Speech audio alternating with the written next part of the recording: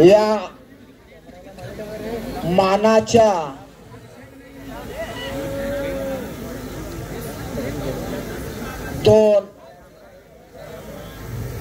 आज 2016च्या Rio Olympic मध्ये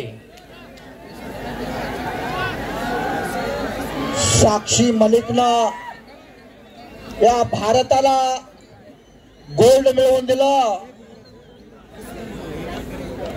तोपर्यंत भारताच्या खात्यामध्ये एक सुद्धा मेडल नव्हतं, पण एका महिलेनं या मेडलचं पदकांचं खातं उघडलं आणि डावाचं नाव आहे एकलंगी।